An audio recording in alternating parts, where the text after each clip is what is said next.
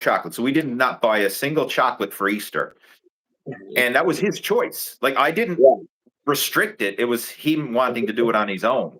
So that's what you got to focus on. Like, you kind of lead by example and then let your example inspire them versus trying to crack the whip and force them. Like, that goes you for, can't that crack goes the for whip. the children and the wife. That goes for the children and the wife. Lee, you know what I told the gentleman?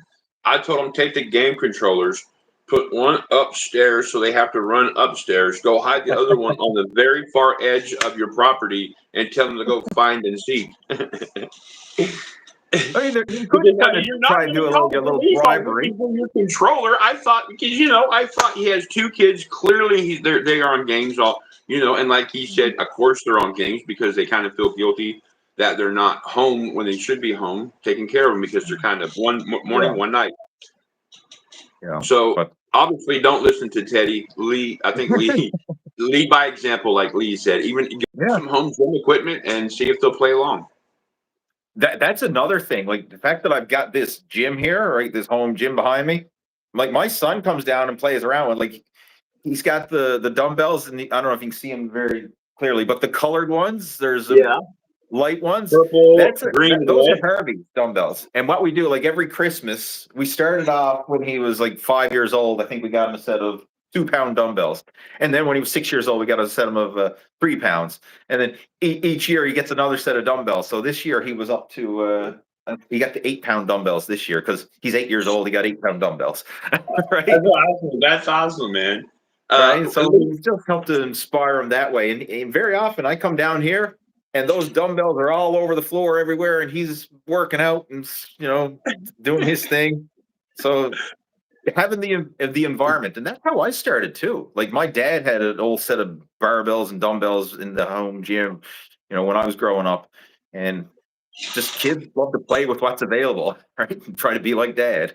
Yeah, I think he said saying something about a diet, 75% diet, 25% workout. Yeah, we can touch on that, and I'm going to actually have to clue it up afterwards because I have another appointment coming up. But and Lee, remember, Lee won't be here next Friday. I'm sorry, Lee. I just want to remind everybody. I apologize. Sure. I'm sorry. But the whole idea, like, what's more important, diet or exercise? And you hear people throwing out these ratios of like, oh, it's like 75% diet and 25% exercise or whatever. I like to look at it like the legs of a tripod. Like, one without the other, it's not going to work. Because it's hard to justify and say, well, diet is more important than exercise, or exercise is more important than diet.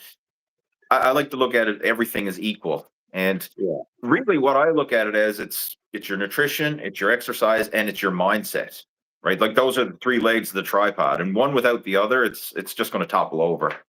Yeah, that's true. That's true.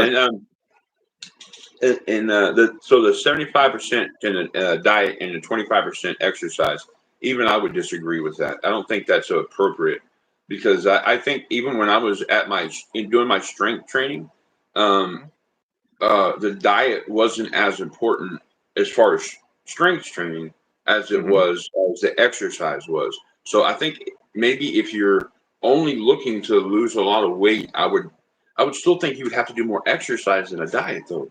Am I wrong? Well, it gets back to the whole equation of calories in, calories out. So, like, you can exercise more and create a calorie deficit, or you can eat less and create a calorie deficit, or a combination of both. But it has to be something that's sustainable too, right? So, like, when we did our podcast and you were talking about your eating habits when you were on the road trucking, which were quite grand and quite, quite shocking, as you said. You might want to cover your mouth because, like, the shock and awe factor.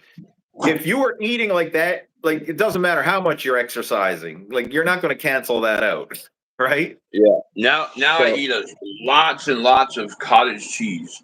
There you go. Right. So eating healthier choices. And leaner hamburger, the sugar-free thing. I like to have one of them every now and then that I'm allowed to. And sugar-free Dr. Pepper versus the regular ones. Yeah, right. Even though and then I do this for that protein down there, the protein drink, the almond milk, and then I have the regular protein, and then because of my diet, Lee, I'm just showing everybody real quick. Like, my little meals in there, those are 3 meals for me. Those are like I have Really? one of those